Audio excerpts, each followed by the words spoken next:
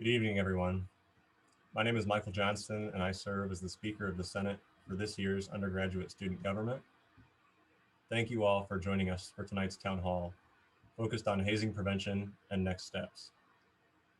Let me begin by saying that we mourn the loss of second-year Bgsu student Stone Foltz, and our thoughts and prayers continue to be with his friends and family at this time. These recent events make it apparent that both institutional and cultural change are imperative to the future of Bgsu.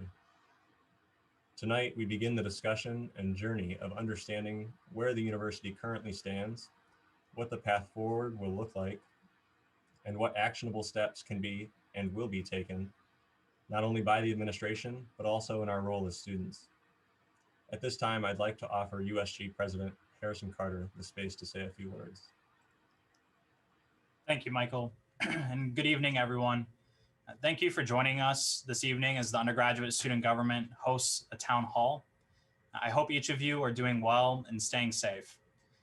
To those who were able to join the memorial yesterday for Stone Foltz, I hope it provided a space to reflect, grieve, and mourn this extremely tragic loss. Tonight is an opportunity for students to submit questions within the Google form link that will be provided in the chat section of our Zoom panel, as well as located on our undergraduate student government social media pages. Those questions will then be provided and combed through USG members who will provide those questions to Michael, Javi, and I, where at the end of our panel session, we will provide those questions to our panelists and have those questions answered. Before introducing our panel tonight, I would first like to introduce Chancellor of Higher Education for the state of Ohio, Randy Gardner, who will provide some opening remarks. Randy. Well, thank you very much, Harrison, Michael, for both of you for your leadership in helping make this happen this evening, this very important dialogue. Also to you, Harrison, I was not at the stadium, but watched streaming live, and you did a fine job of bringing people together. The Friends of Stone, I thought, even though I hadn't met him, got to know him through the words and the experiences of others. And so thank you all for doing that. I think that was really meaningful and important. And President Rogers, I believe as well, just did a nice job also of striving to bring people together. To all those who are on this video conference tonight, thank you for caring enough to be a part of this, for taking the time to be involved in this challenge. That I believe is important. And this isn't just the Chancellor saying this. This is a BGSU alum. I live in Bowling Green, graduate of Bowling Green, represented Bowling Green in the Senate and the House for many years. So this matters to me personally as well as professionally in leading higher education in Ohio. Governor DeWine spoke with the governor last Monday, and he wishes to convey not only his condolences to the family and friends, but also his strong support for effective policies, anti-hazing policies. There's a bill, Senate Bill 126, that has been introduced in the Senate, and he has publicly endorsed it, supports it, stronger penalties, but also statewide educational plans and anti-hazing policies that can be shared throughout the state, the most effective ways that we can help address this issue. So, but this is not my night. This is my night to listen, to learn from the students, from others in the Bowling Green community, because that's what it's all about. It's about a safer campus. It's about bringing people together and to understand one another better. And so thank you very much for allowing me just to make these opening remarks. I will stand by as part of the program and listen and take notes and stand ready to meet with you or talk with you in the future, because we're not just going to be talking with university presidents as we develop these statewide anti-hazing policies. We want to talk to students. We want to talk to the reason that colleges, universities exist in this state, and that's the students of this state. So God bless you. Thank you very much, and I'll be listening. Thank you so much for those words, Chancellor Gardner. With that, I'm going to turn it back over to Michael Johnston, where he will then go ahead and introduce our panelists that are here this evening. Thank you, Harrison. First off, tonight's town hall is structured as follows. The first 45 minutes will consist of 10 to 15-minute discussions focused on 1, current strategies in place for hazing prevention, 2, actionable steps and expected change, and 3, the current reporting and conduct process. We will then transition into a 15-minute Q&A based on questions submitted from students. In the last half an hour, we will have a Q&A for solely USG leadership that will just be on a student-to-student basis. A few notes for the audience. Questions can be submitted via the Google form link in the chat, which I will insert there shortly. And we do have 2 counselors from the Counseling Center available in a separate Zoom meeting, should you want to speak with them. That link will also be provided in the chat. I will take a brief moment and throw those in the chat here.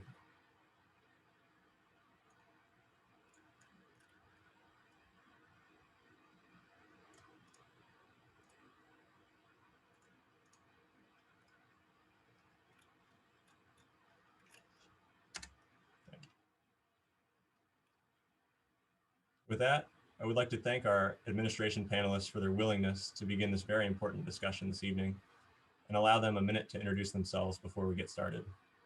Dean Bullins. Thanks, Michael, and good evening, everyone.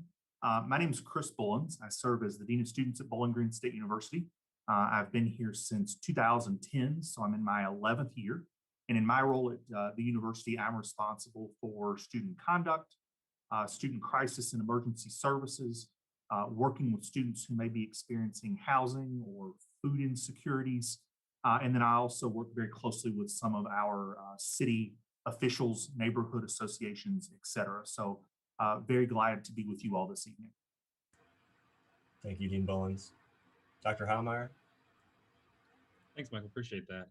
Good evening, everyone. My name is Brian Heilmeier. I have been back at Bowling Green since the January of 2018. I'm an alum of the institution, undergrad alum. I am the director of student engagement, and so part of that role is working with our fraternities and sororities, but also all student organizations on campus, as well as providing engagement opportunities for all students, whether it be through Falcon Media, homecoming, the special weekends, Sibs and Kids, family weekends, as well as working with UAO and Dance Marathon. So happy to be here tonight to talk with everybody. Thanks, Brian. And then lastly, Assistant Dean Stacey Allan. Thanks, Michael. Hi, everyone. I'm Stacey Allan. I serve as the Assistant Dean of Students. I have been here a little over a year and a half, almost 2 years come July, and my primary oversight is of fraternity and sorority life on campus. Thank you all. We're happy to have you with us here this evening. That'll move us into our first section for tonight. The first topic up for discussion is what are the current strategies that are in place for hazing prevention?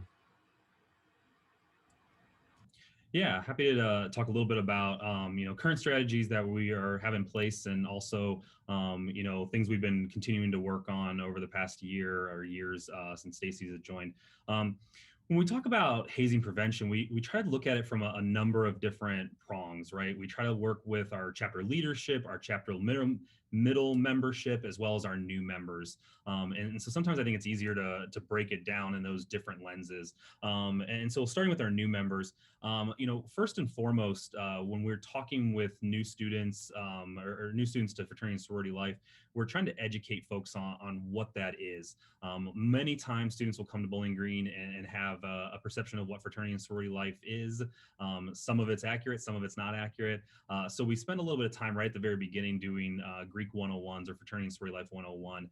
And in that discussion with our staff members, we talk about what is hazing, how do you report hazing, why hazing is not okay in our community. And so trying to make folks aware of it. I think oftentimes students little things will happen and students will be like, well, I'm not sure that was hazing. And so we really want to talk about, when there's a power dynamic, there could be a situation. And so really trying to educate our incoming students on what hazing is and how to report that hazing and what that looks like. We also work with those students to then fill out like a new member form. So again, understanding what they're going to see in their chapters, what they should expect in their chapters, and why that hazing is not okay. Oftentimes we really try to talk with our chapters about adhering to their values, the values of fraternity and sorority life, the values of their individual chapter, and obviously hazing is not part of that. And so we really try to work with our new members to understand that part of your new member period should be learning what the values of the chapter are. And if this education doesn't lend itself to those values, then that shouldn't be happening. And so we really try to stress that information as much as humanly possible. Again, it somewhat depends on the council. So as many folks on the call might understand, we do have 4 councils on our campus here at BG. We have our College Pan-Atlantic Council, which is our sororities on campus. We have our Interfraternity Council, which is mostly our fraternities. We also have NPHC, the National Pan-Atlantic Council, which is made up of our historically African-American fraternities and sororities, as well as our Multicultural Greek Council. So oftentimes folks will think of new member periods or recruitment periods happening in the beginning of fall. And for our Interfraternity Council and for our College Pan-Atlantic Council, that is true, as it usually kicks off early fall. But our other councils sometimes will kick off throughout the year. And so we also try to make sure that, as new member processes are kicking off for different councils, that we offer those education sessions from our fraternity and sorority life staff, from our fraternity and sorority life office. We also then really work with our council leadership to provide education once they've been kind of accepted into the new member role. So we'll work with the different councils to offer that education.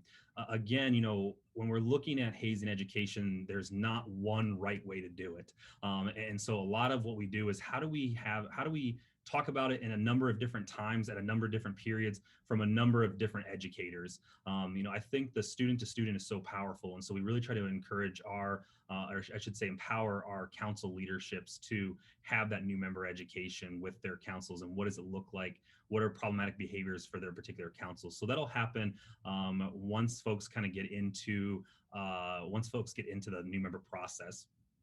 The last thing that we really work with then is our new members is a fraternity and sorority life education session for all new members. So this will happen multiple times throughout the semester. Again, trying to hit all the different times when folks start our new member process. And so again, that's going to be led by our fraternity and sorority life team. And it's a number of different modules. We obviously had to shift many things online, like most of our stuff these days.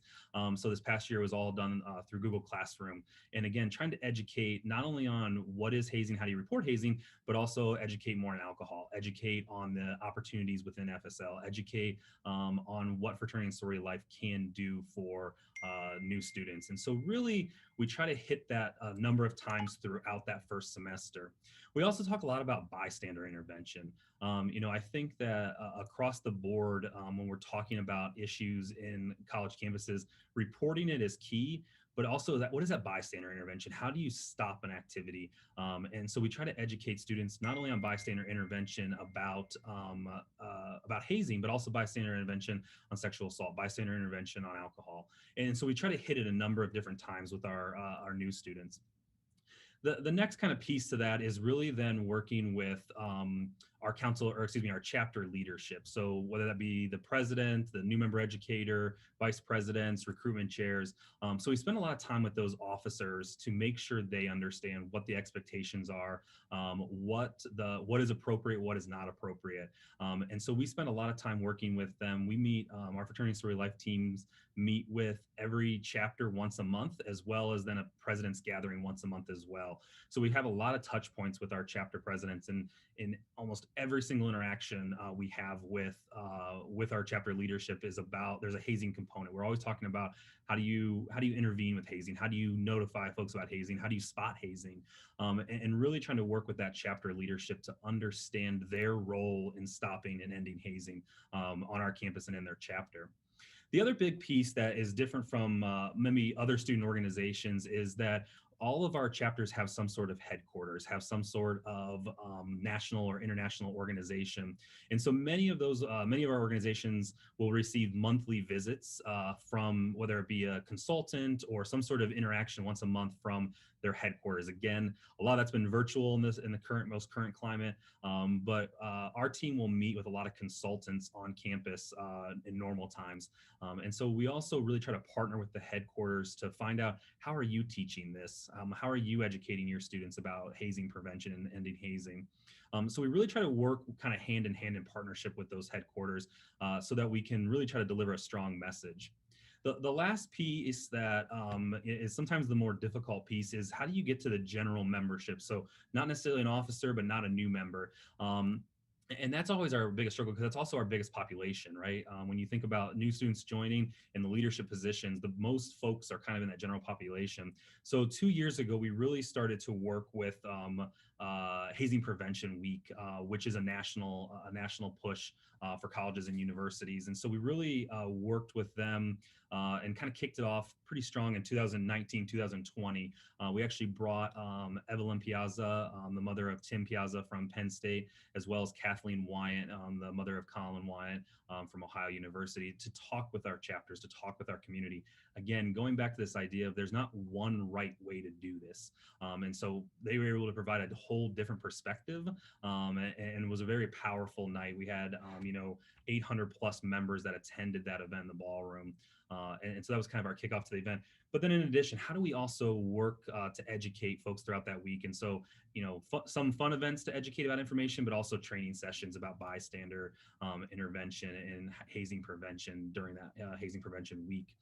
This past year, we obviously went virtual again. And so we were able to put together a pretty strong social media campaign for Hazing Prevention Week, as well as was able to offer a couple different programs similar to this type of a conversation about hazing that many of our members attended about hazing and ending hazing. So again, always can do more. That's, I think, as we're looking at hazing prevention education, we're always looking for new ways to deliver that same message. And so, there's not a let's do this or that. It's oftentimes let's do this and that. And so, while we have a number of things in place, what are new ideas? And that's hopefully what we can hopefully get some of that tonight, even from you all, is what would be new ideas? What is ways that we can, get that message out even stronger? So I hope that kind of gave you an overview, but if you had specific questions, I'm happy to try to take any of those. Absolutely. Thanks, Brian. And I do want to give space if Dean Bullins or Assistant Dean Allan, if you want to comment on that as well, feel more than welcome. Thank you, Michael. I think Brian gave a great overview of what we've been trying to work on over the last couple of years. And I think what's really, really important to note, which Brian had overviewed a little bit, is that we've brought in students into these conversations, and it's really important to make sure the student voices are with us, because we don't want to program or provide education to our students if it doesn't hit them where it needs to hit them, per se, right? And so we want to make sure we're speaking the language and really understanding the pulse of the student body. And I really enjoy that facet of how we put together our education and our conversations with our students. And it's definitely something we're hoping to continue as we start to develop new programmings and action steps. Absolutely. Thank you. So being mindful of our time, I do want to note, for those who have recently joined, I'll repost in the chat the link to our Google form to submit questions this evening, as well as the Zoom link to chat with counselors from the Counseling Center that we have available this evening, along with the schedule for the rest of tonight's town hall. So I'll do that briefly. Okay, with that, we'll move into our second section tonight. The second topic is, what are some actionable steps to be taken as we move forward, and what kinds of changes can the BGSU community expect? Sure. Thank you, Michael. Really great question. I think we started to ask that question really, really early on in the process. What does the future of fraternity and sorority life look like, short term and long term? And as I mentioned before, we brought students into that process right away and really started to talk to them about how do we get our chapter members, our leadership, our new members, our general members to get reconnected to their values. As Brian mentioned, if you're living your values and you're taking actions that align with those values, hazing then has no place in your organization. And so how do we formulate a plan, formulate some action steps that allow students to really intentionally reflect on those values and intentionally get back to their bylaws, their risk management policies, and really why their founders chose to develop these organizations, some of them over 100 years ago, right? And so how do we do that? And over the last week, we've really been working on a chapter recommitment plan. And within that recommitment plan, it really calls on every member of a fraternity or sorority chapter to really recommit back to general operating standards. So what are some of those things that we just need to have on file? And then it really talks about education and history and why do fraternities and sororities exist on this campus, and how do we ensure that you're educating in an appropriate manner, and how do we ensure that the right people are in that room when things are happening, and making sure that there is oversight and intentional oversight. And then the next one is really about empowerment. So how do we empower students to intervene? How do we empower students to report or to say to someone on campus, whether that's a faculty, staff member, or another student, like, hey, I'm seeing something and it just doesn't feel right. You don't necessarily have to know what it is. It could just be that gut feeling and you're like, it just doesn't feel right. I need to tell someone about that. And so the chapter recommitment plan is really going to focus on those things to really help bring our community back to its core, and back to a place where students belong, and allow them to form that sense of belonging within fraternity and sorority life.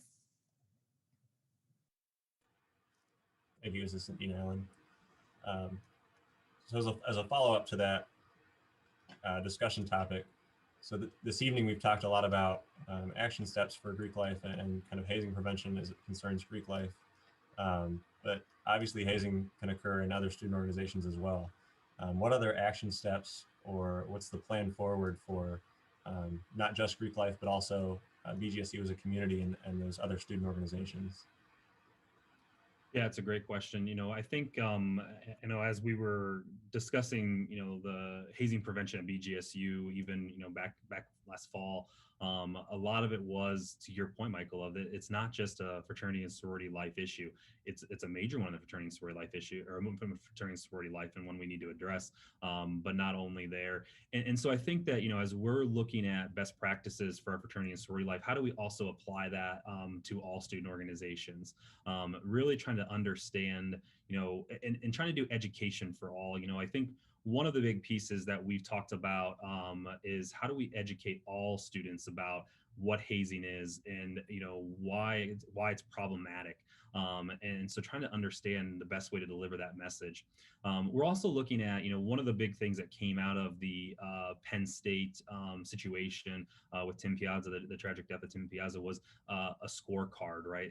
Is this idea of how do we be transparent? How do we be transparent about our fraternities and sororities, what they're doing well, but then also what they're not doing well?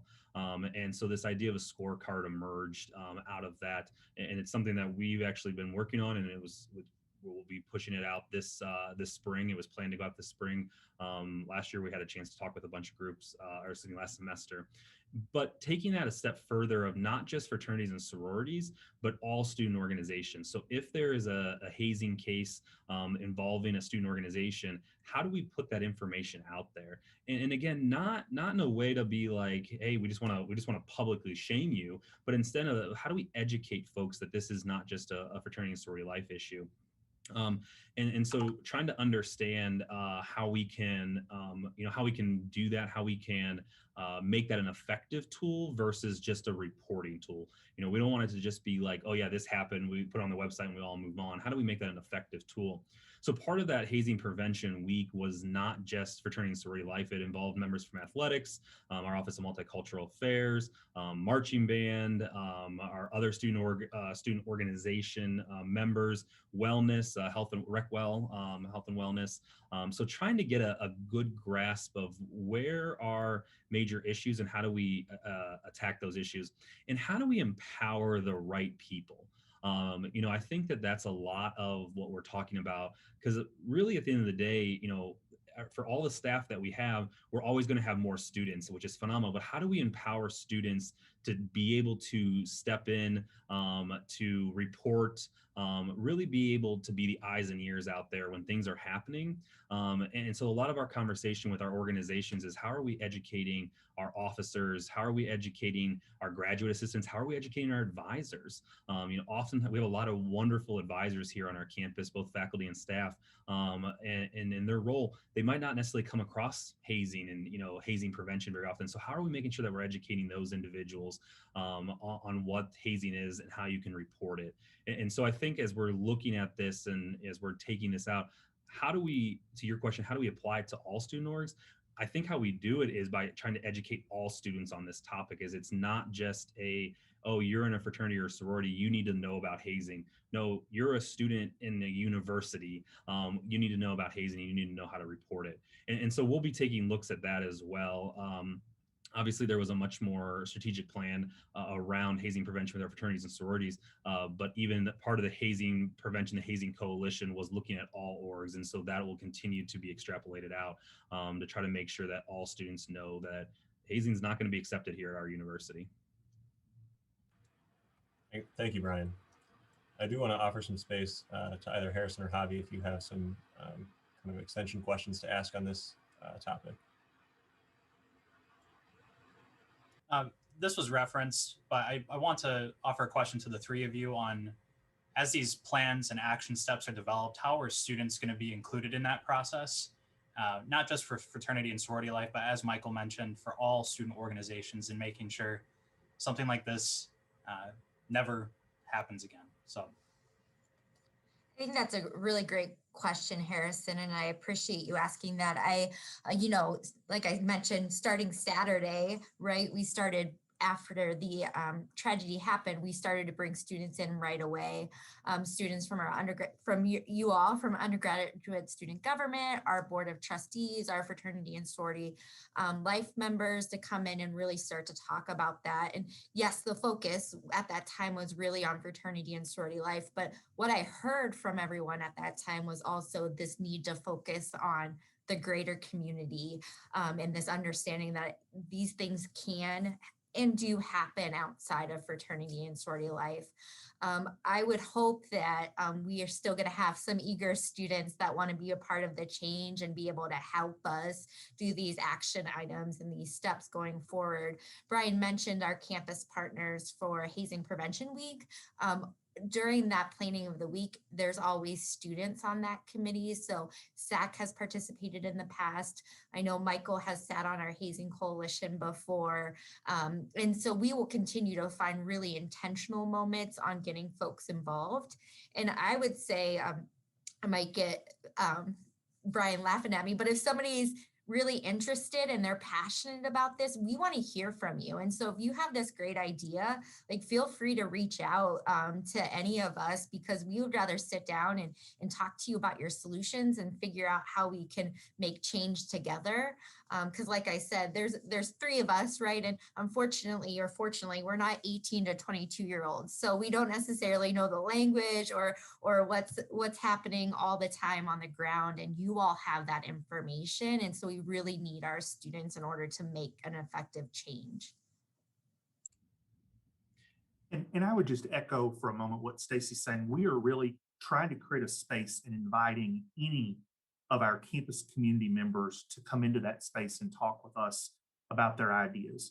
When you look at the research on hazing, what's really clear is it's a complicated cultural component, right? The hazing that may occur with men can be very different than women. Hazing that can occur within athletic teams may be very different than in Greek letter organizations. And it really is about unpacking the cultural significance that hazing can play based upon one's identity, right? Men and masculinity, or the way that it affects within our historically Black Greek letter organizations, or are culturally based. And so we really want a broad representation of students to join us and to be able to talk about their ideas of how we can really combat the culture that props hazing up as something that sometimes students believe is necessary in order to be part of organizations.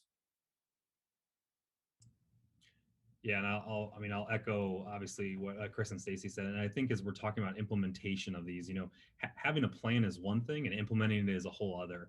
And so to Chris's point, as we're talking about how are we going to implement some of these changes, we need people from each of those areas. We need students from each of those areas to be able to make that effective. And I think Chris hit it right on the head as he talked about it's going to look very different. Even when we were meeting in the Hazing Coalition group, we talked about what hazing might look like in a marching band might be very different than in a club sport. And so us sitting here in an office saying this is how we're going to do it and it's going to be successful isn't going to work. We need students from each of those groups to come together and say, here's what we're trying to achieve. Here's what we see. Here's where we think we need to go. But you all as the students are going to be able to help us get there.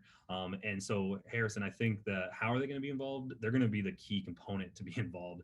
Students are going to be the only ones that can really make this change. And it's not going to be one, I think as we talked about it even this weekend, it's not going to be one meeting or one afternoon and it's going to be solved, right? It's going to be hopefully multiple of these conversations to say, what can we do differently?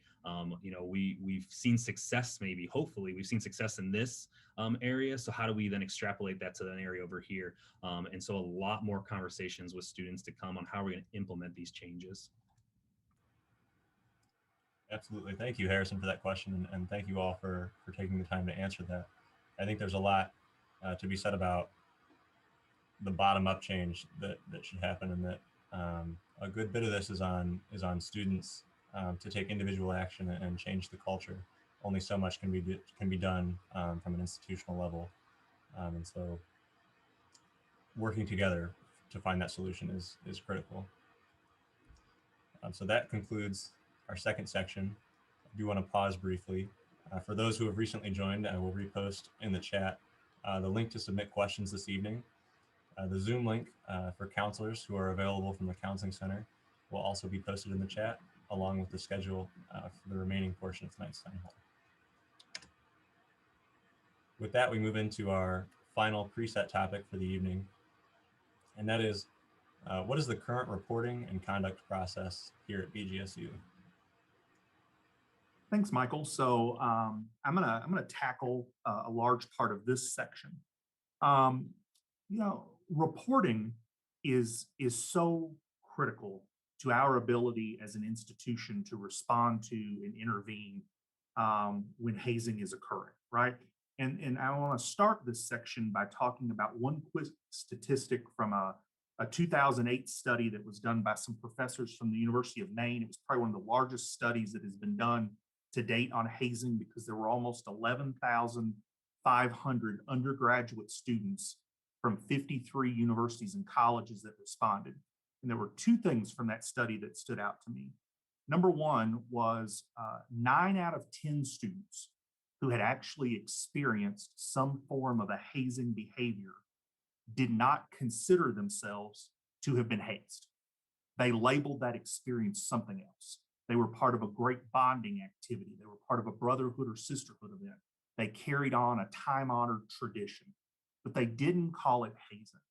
The second thing from that study that I want to point out is 95% of hazing incidents went unreported to a campus university official, right? So I really want to I want to start by talking about the importance of reporting. The first thing I want everybody to know about reporting is the university absolutely wants to hear about things that are happening that should not be happening. And there's a number of ways you can report those, and I'm going to give you those.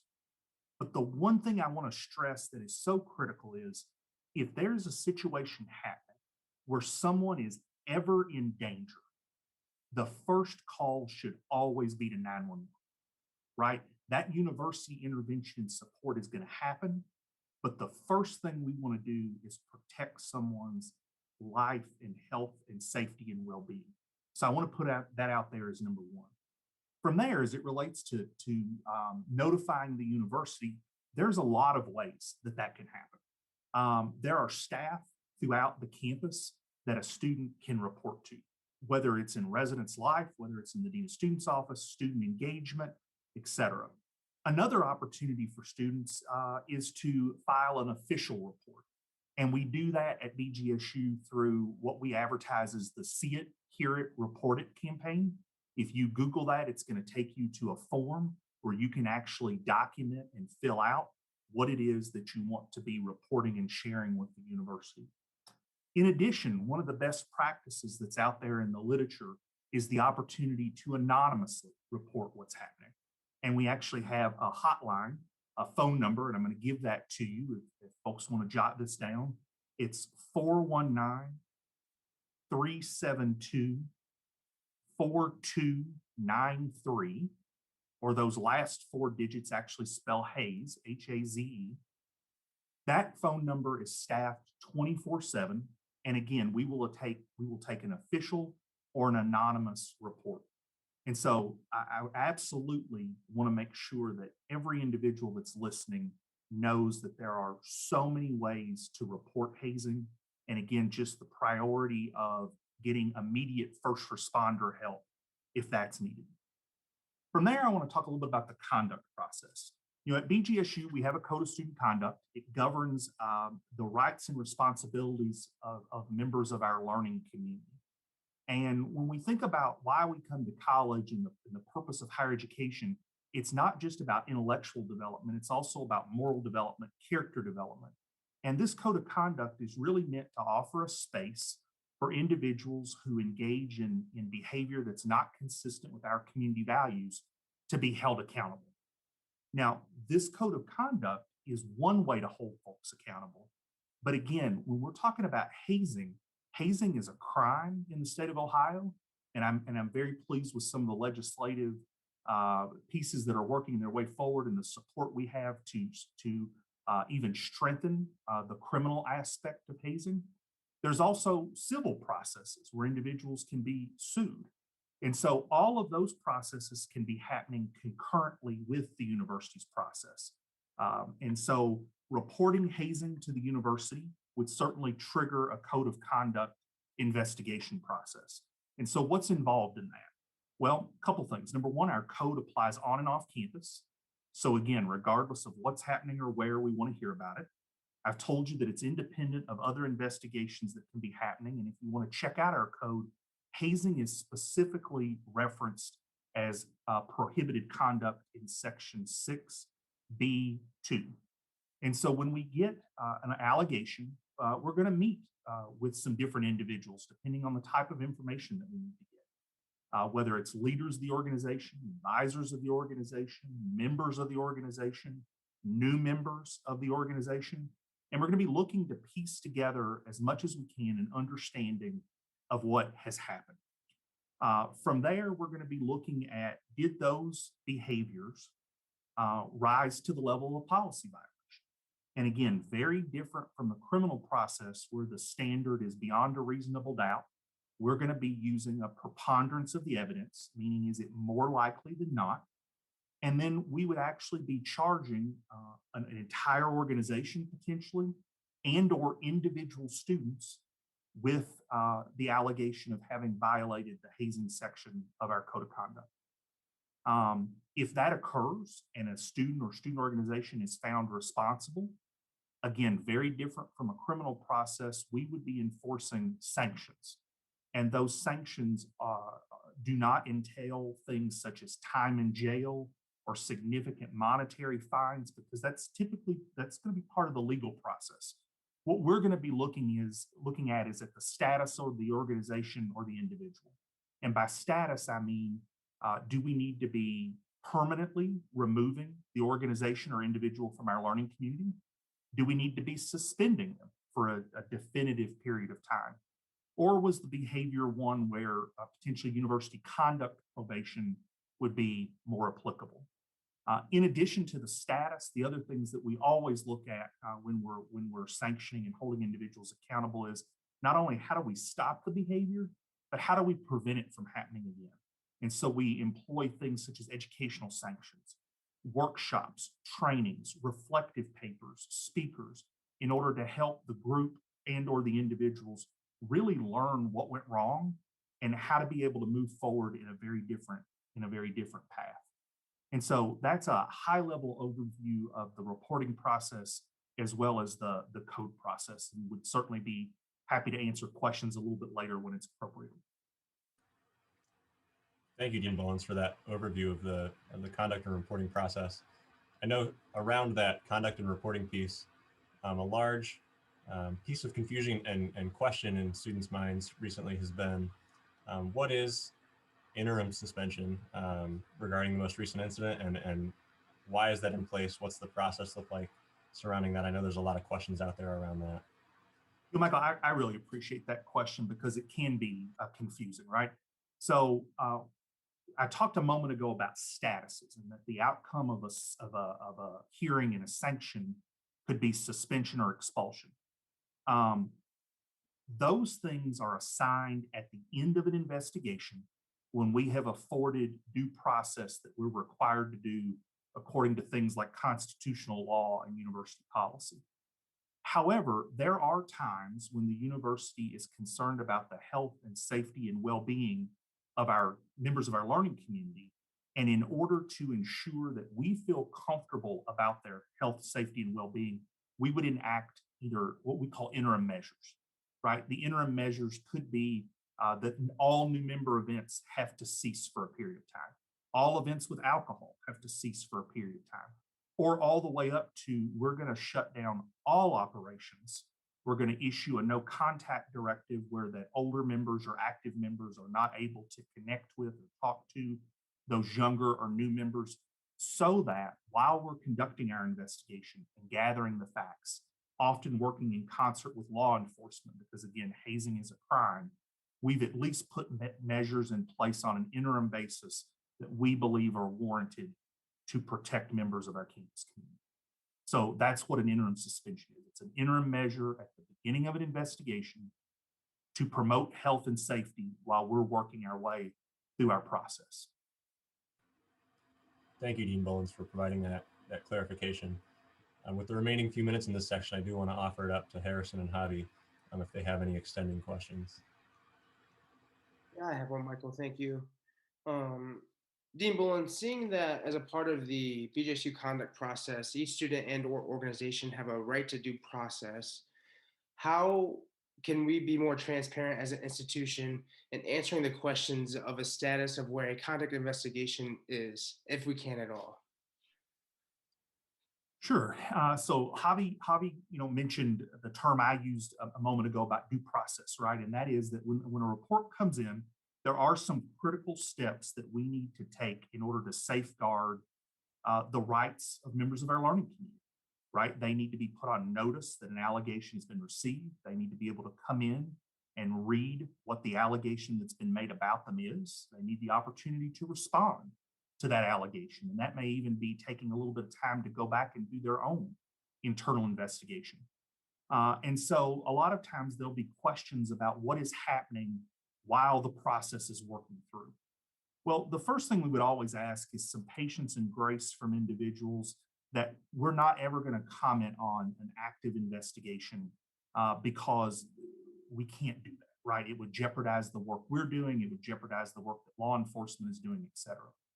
The other thing we would want folks to know is there are times when we would like to be a little more transparent, but there are some federal privacy laws that do govern especially individual student records and their conduct records. And so what we may be able to say to others could very well be governed by FERPA, or the Federal Educational Right to Privacy Act. With organizations, it can be a little bit different about how those privacy laws apply. And so if there's ever a question, we simply ask that folks reach out to the Office of the Dean of Students and have a conversation with us.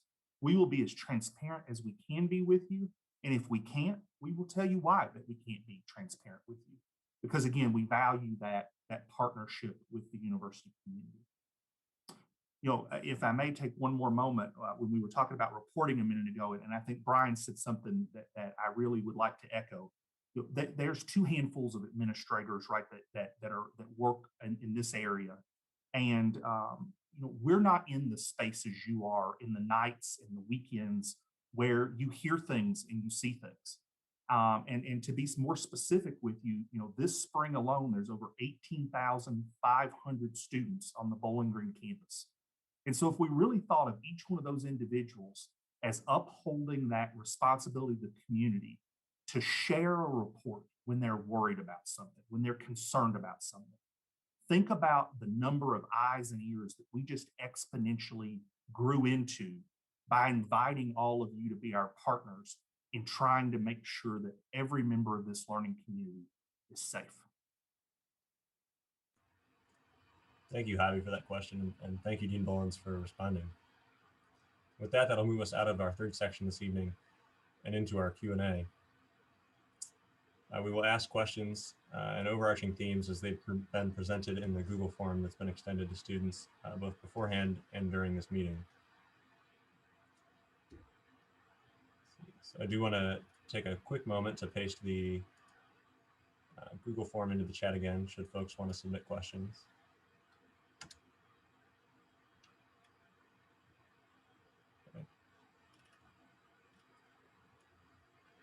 So our first question for our three panelists that's been submitted is, and I know Dean Bullins, you had addressed this earlier, a study had presented that 95% of hazing incidents go unreported. So what would you say to students that feel that their voices have gone unheard during an investigation or conduct process? Sure. Reach out to us. Ask us to chat with you, talk to us about your concern, why you're feeling the way that you are, and allow us to talk with you about that experience. I never want a student to think that just because someone has not been charged with a violation of our code, that someone believes that what that says to someone is that we don't believe you. It may have simply been that there was a lack of information that could get us to that preponderance of the evidence. And so please, rather than be frustrated or be silent, come in, meet with an Office of the Dean and student staff member, and let's engage in a dialogue. And if I may, Michael, on that one, I think also, every report that we receive that comes in, the different ways that Dean Bullins has outlined, we meet with the chapters, we meet with the orgs. If it's a student organization, kind of going back to that point, that it's obviously not always a chapter, but we'll meet with the chapter. We always discuss it with them. We'll talk to advisors. So every report that comes in is reviewed and is discussed.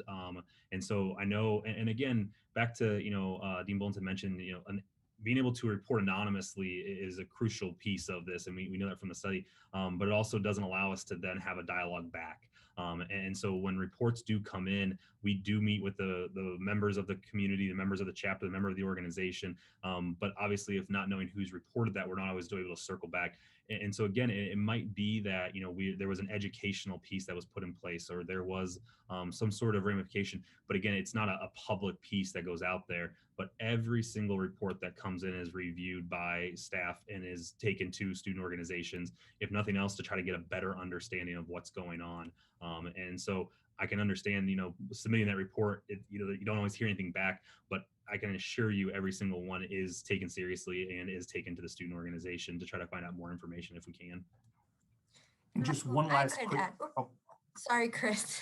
I was just going to add one more thing. Oftentimes I find when I have a conversation with students is that sometimes what they believe accountability should look like maybe isn't how we've done accountability. And so I would say, if you feel like your voice hasn't been heard or that your report hasn't been heard, I would just want to echo Brian and Chris and just say, please come in and let's talk about, what did you think, or what were you hoping accountability was? And maybe let's have a conversation of maybe why it wasn't quite where you thought it would be.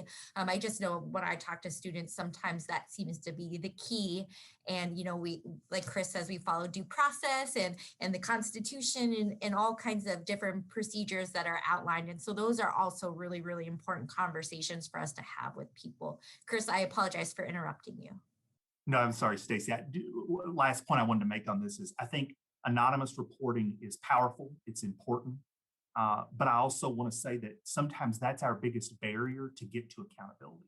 If we receive a report anonymously and we don't have anyone we can follow up with, or anyone who's willing to say, yeah, I saw that, I heard that, I will testify to that, we can do an investigation and everybody that we talk to can say, no, that didn't happen. And at times that impedes our ability to move forward.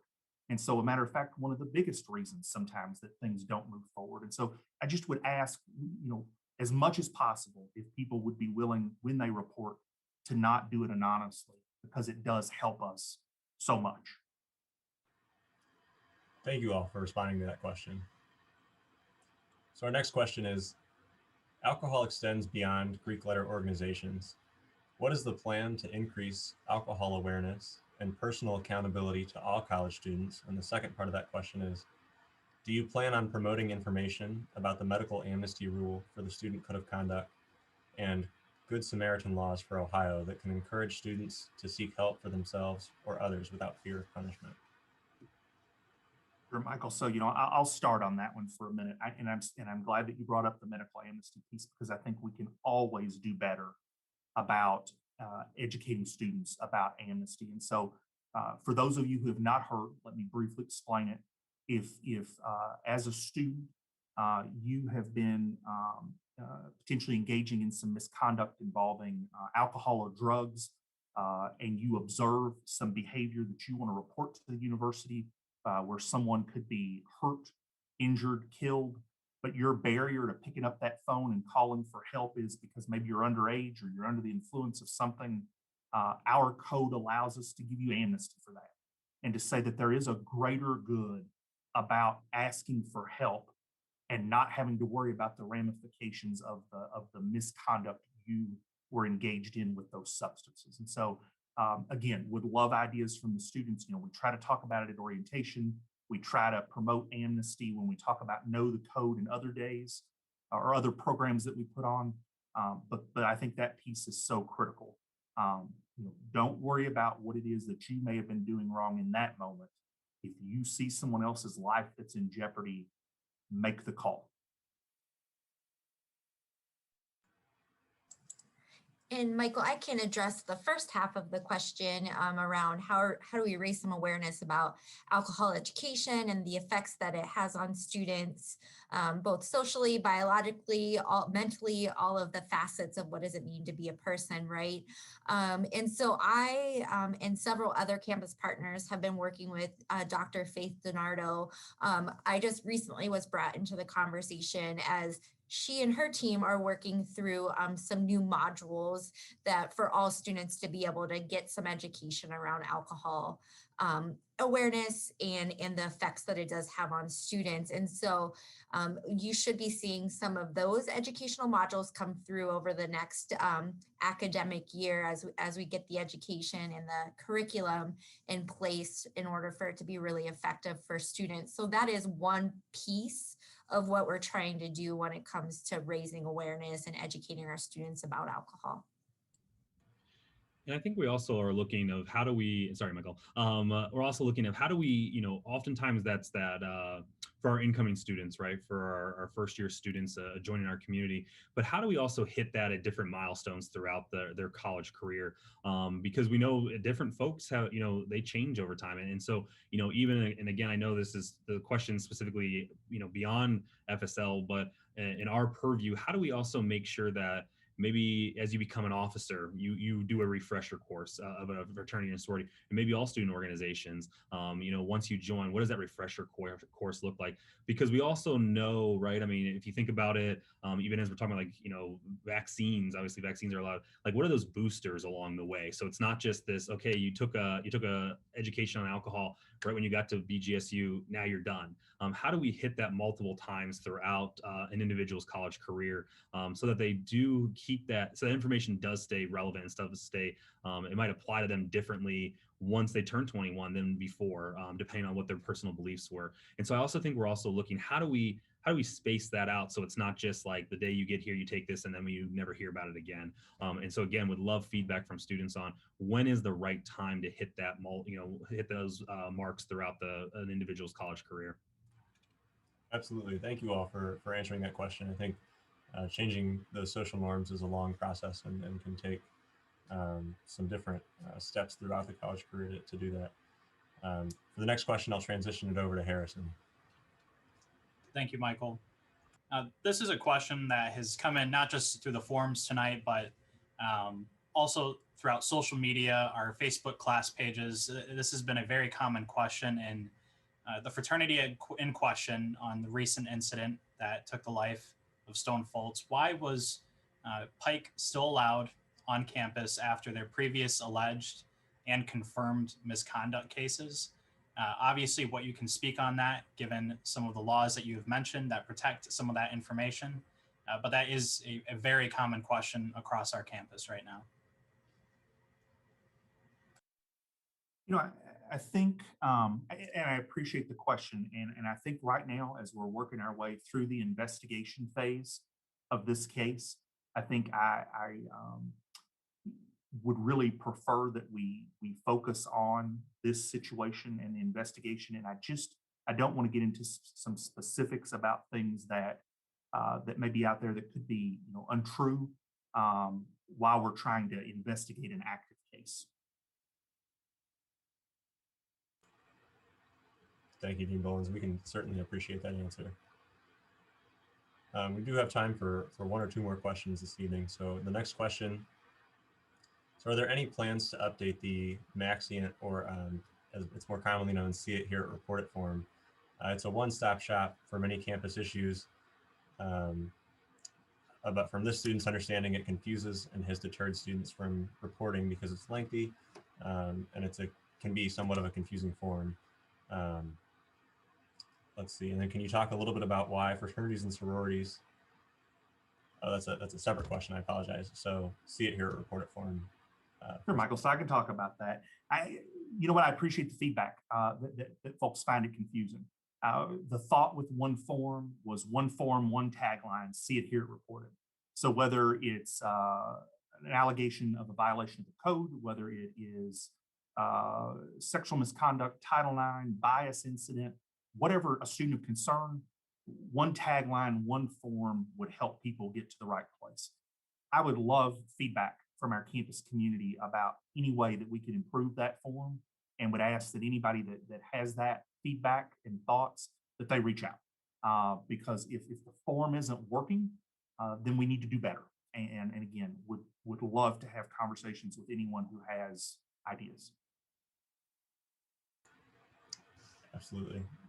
Thank you, Dean Bullins. I think it's nice to know that there's opportunity for collaboration there. For our last question this evening, I'll hand it over to Vice President Hobby. Can one or a couple of you talk a little bit about why fraternities and sororities are still permitted to operate on campus, and why they have not or could not be kicked off or permanently banned due to the current situation? Yeah, I think it's a really good question, and I think the one part of it is why they could not be. Honestly, anything can happen, right? I mean, I think as we look at our community, what makes the most sense? Fraternities and sororities have been a part of higher education almost since the very beginning, and so I think when we really look at them, if they follow their values, they're amazing. Amazing organizations for individuals to get that sense of belonging, to find their voice, to exercise their leadership, and really are strong organizations to be able to help people grow. I tell folks all the time, one of the main reasons I'm here now is because of the fraternity I joined. But when they don't follow their values, when they stray from their mission, when they stray from why their founders formed them, they can be very problematic, as we've seen. And so I think it's how do we get fraternities and sororities back to the goal, right? Back to the mission. And I think we've talked a lot about student organizations as well as fraternities and sororities. Oftentimes, student organizations are formed around a single purpose, and everybody joins for that purpose. And there's a very clear mission, if you will.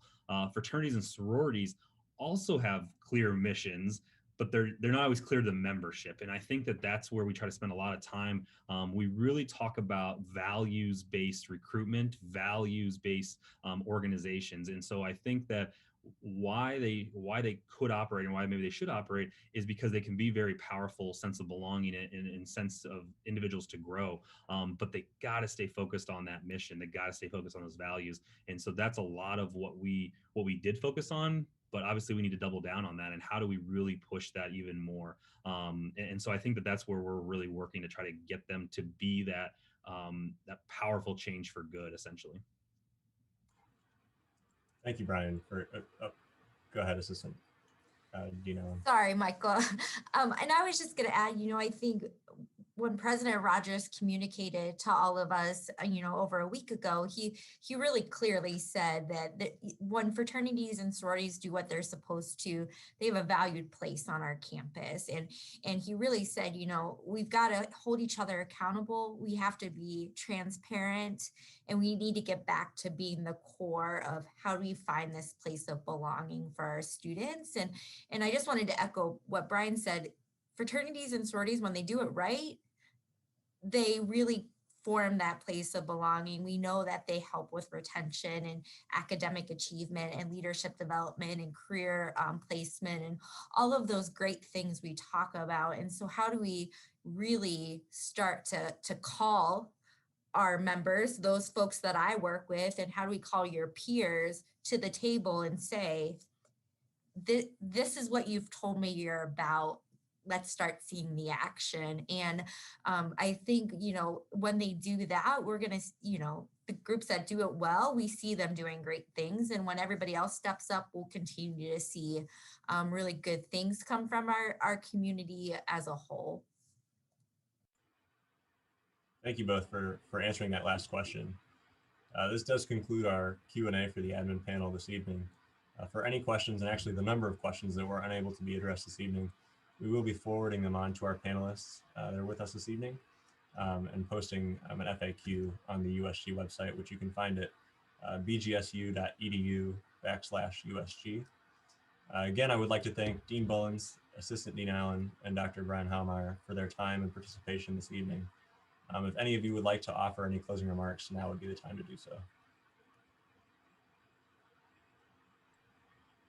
I would just like to thank USG for hosting the town hall and for all of you that tuned in tonight. This is such an important topic for our learning community, and the more that we can learn, the more that we can educate, the more that we can influence, then I think we can really make a difference in a culture that that sometimes, right, at least according to the literature, that is very steeped in history. And look forward to partnering with all of you.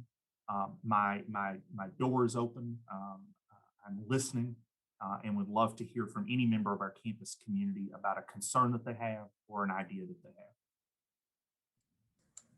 Yeah, and I'll just echo, Chris, I think, and Michael, you made the comment, right? Culture change, a community change doesn't happen with a small group overnight.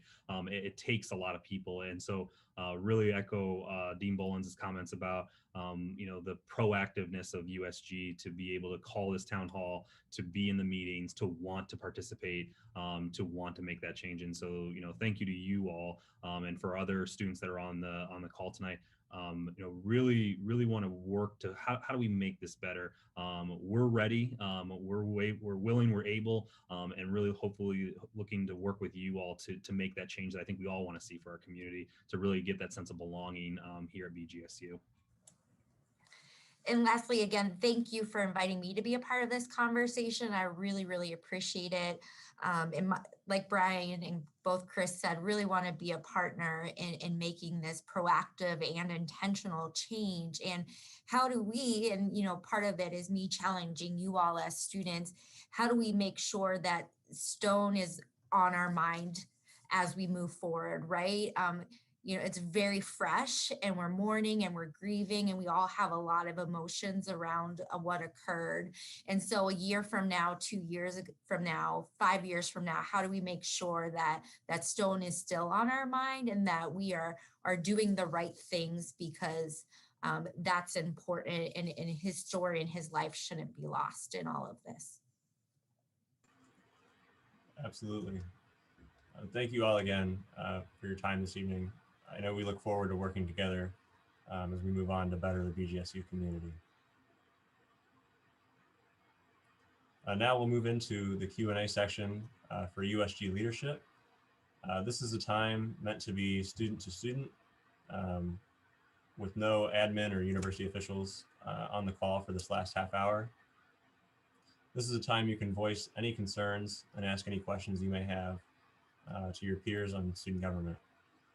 Unfortunately, due to the setup of the Zoom webinar, questions, comments, and concerns must be submitted via the Google form provided.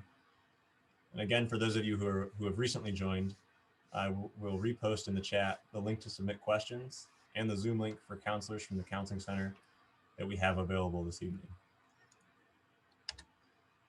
Now joining us are Undergraduate Student Government Committee Chairs, Academic Affairs Chair Alex Charlotte, Student Affairs Chair Gil Lutz, and Internal Affairs Chair Chase Williams. To allow time for USG-specific question submissions, I will turn it over to USG President Harrison Carter to provide an overview of USG's response to recent events. Yes, thank you, Michael. And thank you, even though the panel has left, thank you to the panel for participating and the answers that were provided tonight. I also want to thank President Rogers and Provost Whitehead, who were in attendance within the participant tab tonight, listening and providing the commitment to students and changing a culture at BGSU. To be clear, I want to ensure on behalf of the undergraduate student government that Stone's death will not be in vain. What has occurred on our shared campus is something that should not and cannot ever happen again. That change, though, starts with us as students and the recommendations that we can provide to our panelists that were here with us tonight, as well as various other BGSU administrators that will truly help invoke change on our campus. So as we're transitioning out of our panel session into the general student one-on-one session, thank you again to those panelists to offer those responses. Really, as Michael mentioned, we're hoping to keep this student one-on-one. This is an opportunity for you all to start asking questions that you might have not felt comfortable asking as our panelists were here, as other BGSU administrators are here. We really want to make this student to student so that we can hear your suggestions, your comments. If you just need to vent, if you want to share your frustrations, this is the time to do so. And we're here to listen. So as Michael has posted in the chat, the way to do so right now is through that Google form. Just the way the Zoom panel is set up, it doesn't allow us to have a chat function open or be able to unmute specific individuals. So we are going to have our committee chairs taking those questions and asking those questions to myself, Javi, and anyone else here, as well as Alyssa, who will be helping moderate some of those questions that are coming in. Just to provide a brief outline of what has happened since Thursday, March 4th, when this event occurred.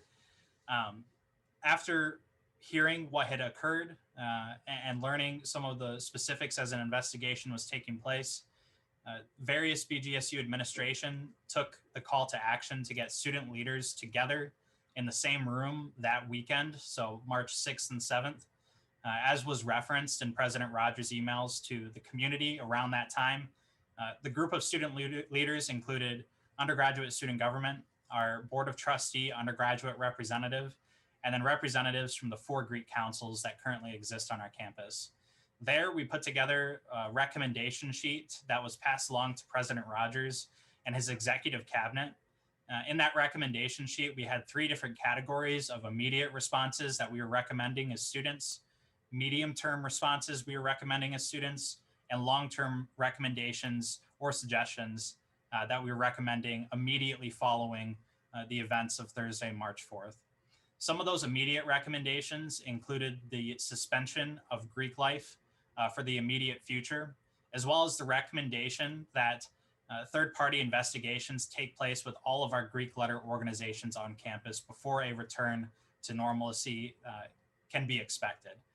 On top of those Greek letter investigations, third-party investigations, we also recommended that some of those investigations also take place with other registered student organizations on campus, as well as our varsity athletics and club sports teams. As was mentioned in the panel session, we know that hazing does exist in our fraternity and sorority life, as we have tragically seen on March 4th, but hazing also exists in our other registered student organizations. It happens in other various aspects of our campus, And we want to make sure that is a part of the conversation moving forward as well. Following that student leader group that met on Saturday, March 6th, the group again met on Sunday, March 7th to begin thinking about what next steps need to occur for Greek life specifically. What things are needed, as Assistant Dean Stacey Allan had mentioned, what things are needed for chapters to not just serve and have a return to normalcy plan that is check marks on a checklist to get through, okay, we're going to do these things, we're going to make sure it happens, and then we'll be good to go. We want an intentional return to normalcy be intentional. It can't just serve as check marks. It can't just serve as things that, okay, we did this and now we don't ever have to worry about it again. We all here recognize a culture shift has happened after this past Thursday, March 4th, and will continue to happen, not for the next week, not for the next month, but for the next few years here at BGSU. And it is our duty as the undergraduate student government, as well as those that are here in attendance from our student body, to start providing those recommendations, start providing your ideas, and start providing the ways in which you would like to see our campus move forward. By no means is this going to be we want to sweep what happened under the rug on March 4th. We need to recognize what did occur. Stone's life was a life of our BGSU community, was a friend to fellow students across campus, and he was an undergraduate student, like many of us here tonight. And that is not going to be something that ever goes unheard. That is not something we as the undergraduate student government are going to push aside. And that's why we are here tonight and wanted to organize a town hall for our entire BGSU community to have an opportunity to come together and start sharing those ideas, start sharing what those next steps may look like, what you would like to see happen. That way we can take those recommendations, those ideas, those questions, and immediately push it back to not only the three panelists tonight, but other various campus administrators that will help invoke this change that needs to occur. So that's what we're hoping to have here in the next 20, 30, 40 minutes, however long it takes. I'm sure many of us here are willing to sit, listen, and also answer your questions.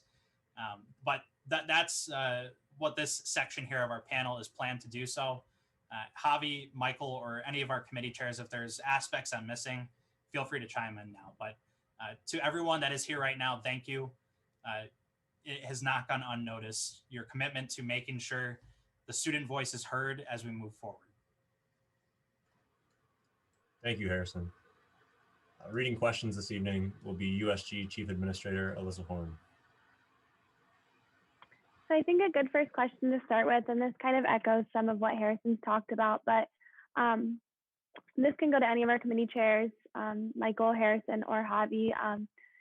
How can students and different community members, what can they do to prevent tragedies like this from happening from more of a student vantage point, and organizations that they can join and really connect with the campus community to be a bigger part of the prevention aspect of the things we've been talking about?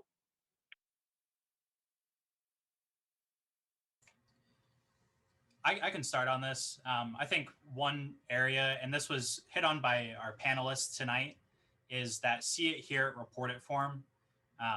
Really, investigations at BGSU cannot occur until something is officially reported. So one of the things I've been hearing over the past few weeks now is, we hear these things, friends are sharing these things that we think are happening, but nothing is ever officially reported through the university systems that are in place. And that is a huge barrier to BGSU as an institution coming in and investigating allegations of misconduct, of hazing, of whatever it may be. So that is one very important aspect. And I appreciate the question that came in on what can be fixed on that report it form. For myself, and I'm sure for everyone here and those that are listening, that see it, hear it, report it form, it's extensive. It asks a lot of questions, it asks for a lot of specifics, and it makes it difficult to report things anonymously. What ways can we help ensure that that form is more streamlined?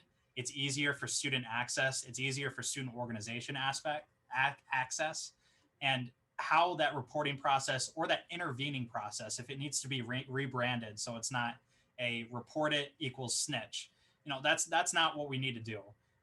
What needs to happen is a streamlined process for all students that all students know is available to them, where incidents of misconduct, incidents of hazing, or any other misconduct can be reported. So I think that's my response, but for the committee chairs, Javi, Michael, feel free to also provide your answers too. Yeah, just to kind of echo what Harrison said and add a little more context as well. That question is coming from a student that's looking into getting involved. And I think that's the very first step that you can take to help preventing this, is getting involved with those initial organizations, because that's the first step to getting yourself into a position where you can serve on a committee that's going to be hazing prevention. It's going to be focusing on the safety of our students in a multitude of ways. And so being able to take that first step towards getting involved is going to open that door for you to really engage in these conversations that our administration is asking us to help with. That's how you can do it. You get in those organizations, you get in those conversations, and you actively participate and do your part as a student, do your part as a student leader to really make a difference on our campus. And it's taking that first step of joining an organization. We have over 350 plus here at BGSU. That could be joining that one organization that you find yourself resonating with can be that initial step in the door to helping make a better, more inclusive climate and safe climate here at our campus.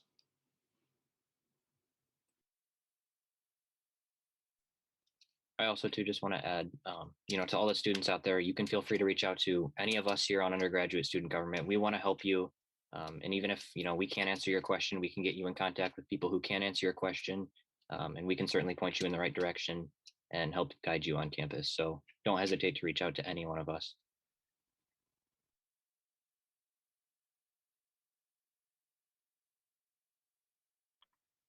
All right, so for our next question, and this kind of goes along with Alex's point, but I'll pose this to all of our committee chairs. How can students connect with their student government senators to get involved with some of the initiatives that our senators are working on within student government? Yeah, I can go ahead and start off. So every Monday we have our General Assembly with undergraduate student government at 7:30 p.m. And then afterwards, the three committees, they break out afterwards and meet in smaller groups with some of the senators from undergraduate student government.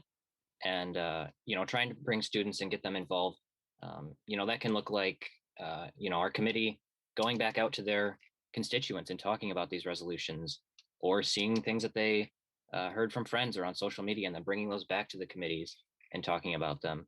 It's really a two-way street of trying to take things to the student body, but also having the student body take things to us. We try as hard as we can to monitor every area of campus, but it is a challenge. And, we really do need all of your help as well to kind of build those connections and, work to make change on campus.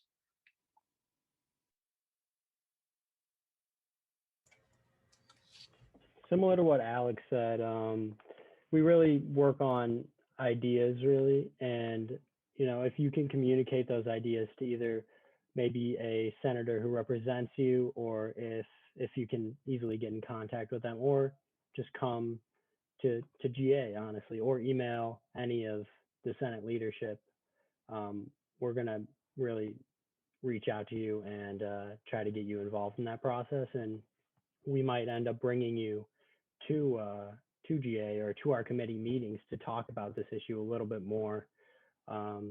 Yeah, me and Alex and Chase would all love the opportunity to do something like that, and we have done that, sometimes, but we don't get a ton of students reaching out all the time. But yeah. And also too, just one thing I forgot, all of our contact information is on our USG website, and I was going to send that in the chat here in a second too. So if you want to, oh, Harrison just did, it looks like, perfect. So feel free to reach out to any of us through the link that was just sent in the chat as well. And just briefly expanding on that, our website has right on the middle of that landing page a issues and concern form that any student, any individual, any BGSU community member can go in, fill out your basic contact information, and submit an issue or concern that you have either personally here at BGSU. If there's things that you're noticing that are not being addressed by BGSU accordingly, that is the perfect route to do so. And then also located on the website is a who is who section.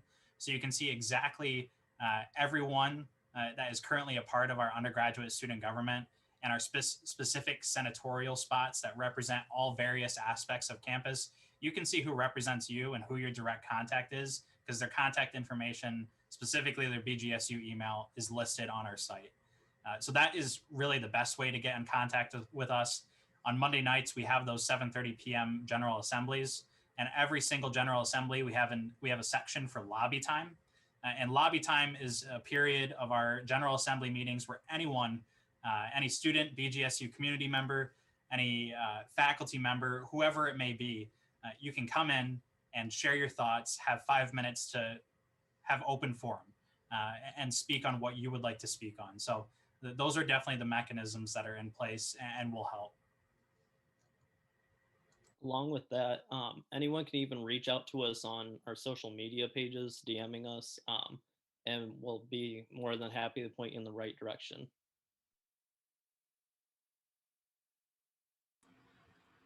Did we touch on office hours and how to get into Senate office hours, Chase? So I'm going to see about doing a social media post of getting those office hours out for people to meet with their senators. Weekly, senators have office hours where they're in the office for an hour, either in person or virtual.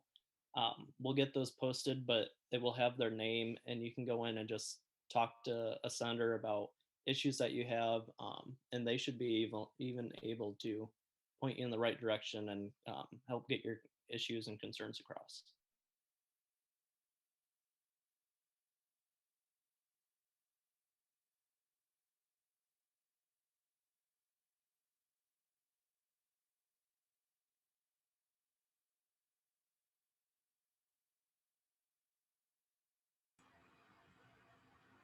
There was a question submitted that asks about some fraternities and sororities and going through conduct and maybe getting what seems like a slap on the wrist.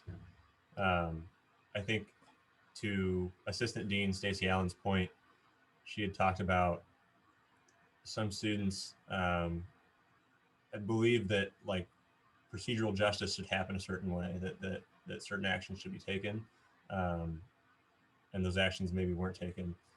So to the student who asked that specific question, or other students, I know other students are definitely feeling that way as well. I would reach out to Stacey Allan, or reach out to Brian Heilmeier and Dean Bullins, and talk about that. Talk about why, because I'm going to be honest with you, I don't have that answer as to maybe why it may seem like what was referenced as a slap on the wrist, but they can walk you through the procedures that are in place and the policies and the due process that happens to get to where they end up, really. And sometimes there's need for institutional change on that level. Maybe the steps that are taken aren't, perhaps they aren't just, but that starts that conversation when you reach out to that administrator, and really when you reach out to us. Now we have that on our minds, right? That students are feeling this way, and so as your representatives here at student government, we can help facilitate that conversation as well. So I did want to address that question that was posed. Also, to add to that, do be cognizant that there is an annual policy review of our student code of conduct. And so if you are reading through that, through the code, and see something that you don't necessarily agree with, or think that needs to be revisited due to the current changing times that we live in, bring those ideas and concerns to the Dean of Students. They do this every year, and they would be happy to sit down with you and listen to your concerns and see what they can do to really look at those policy changes, or the policy and the alterations that could potentially come to help mitigate that concern that you have.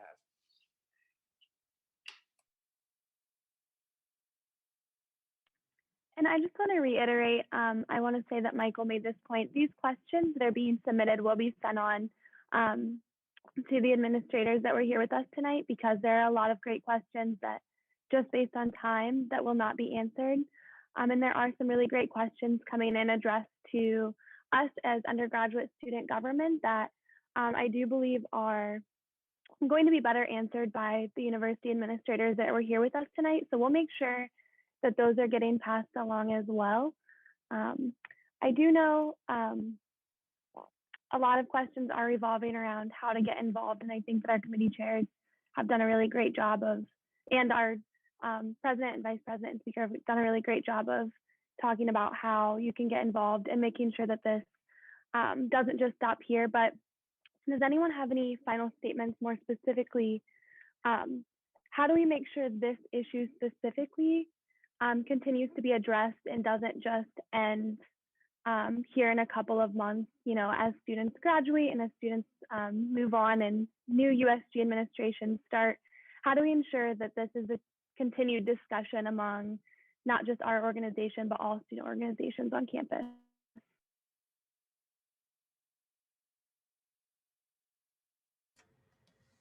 I can start with that. I think, as we all recognize, a unique aspect of higher education is that for undergraduate students, it's a continuous rotation of who is here every 4 years. So on one aspect, that proves difficult in continuing a conversation. But on a second side to that, it's the responsibility of us now as the current undergraduate student government members that are here, those that are within our undergraduate student government as senators, those that are here listening right now. It's our job now to make sure that these conversations don't stop here in the next week, in the next month, in the next year. This death is unacceptable, 110% unacceptable. And this is what we put out in our USG statement. We, as the undergraduate student government, we have called for the swift prosecution of any student or individual that was involved with Stone's death. We have called for the immediate expulsion of any students involved, as well as the student organization, Pike, that is in question for this incident. But all of those things are following due process. And that's one of the frustrating parts. But also the benefits to living in a free country is we have to abide by the laws that are set forth in our Constitution, due process that is set forth, not just in our criminal proceedings, but also in higher education. So there's a lot of things that are very frustrating. It's personally frustrating for me to kind of see that slow response in some areas of our campus, right? But those slow responses are often dictated by policies and laws that we all have to follow, not just here at BGSU, but across the nation. So I think that would be my response to it. And then before anyone else offers their response, I do want to address a question that came in, which says, personally, it seems like these are lightly scripted responses. Were you guys instructed to respond in certain ways to certain questions? Absolutely not. We are here representing the undergraduate student body. That is why we went ahead and asked difficult questions that we knew might not get responses. And that's our job here. We are not here to sugarcoat things. We are not here to cover up anything. We are here to ask those difficult questions, not just tonight, but moving forward as well. By no means are any of our responses tonight scripted. And the question too, have we been instructed by BGSU administrators to speak in a certain manner? No, we are not instructed in that way. We are freely speaking on our own free will. And I want to make that clear to everyone that is here tonight, that tonight and moving ahead, the questions that come to us will be forwarded to our BGSU administrators, those that were on the panel tonight, and those that were not able to be here tonight within our BGSU administration. We're not going to hold questions back. That is not for us to do.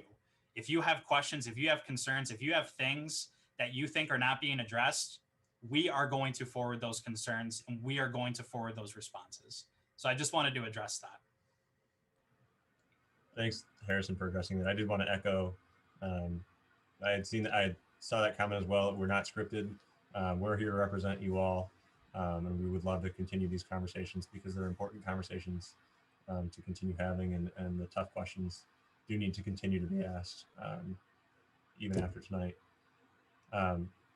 Harrison, I think we have time for one final question. And the final question submitted says, quote, "So you guys called for all of these things. How has the administration responded to those requests?"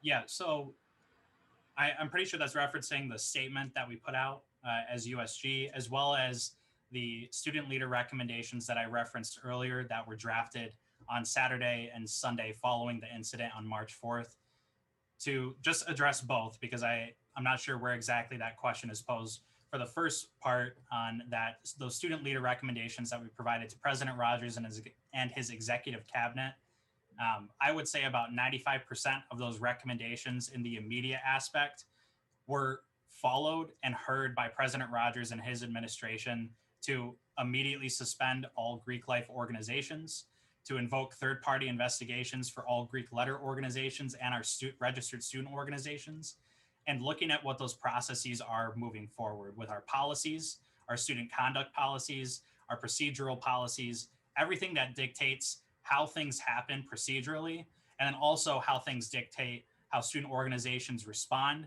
how student organizations are educated on certain aspects of alcohol prevention, alcohol awareness, hazing awareness, and hazing prevention. Those are all things that we recommended, and President Rogers and his administration directly took and are definitely moving forward. But in the rare instance where things like that do not happen, that's why USG exists. That's why the undergraduate student government exists, is to address things that are not brought up, from the student body and addressed properly. So that's what we're here to do. And I personally will let all of you know that I am not here to hold anything back. I am not here to protect anyone. I am here to ask the tough questions and get answers for the student body, which is something that I think we all deserve.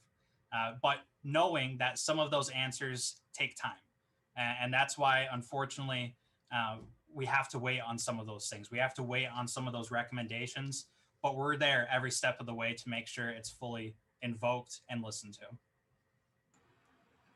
Thank you, Harrison, for answering that final question. This does conclude our town hall for this evening. If you have additional questions or would like to speak with a member of USG, you can find us via our website, bgsu.edu/USG, and also on social media.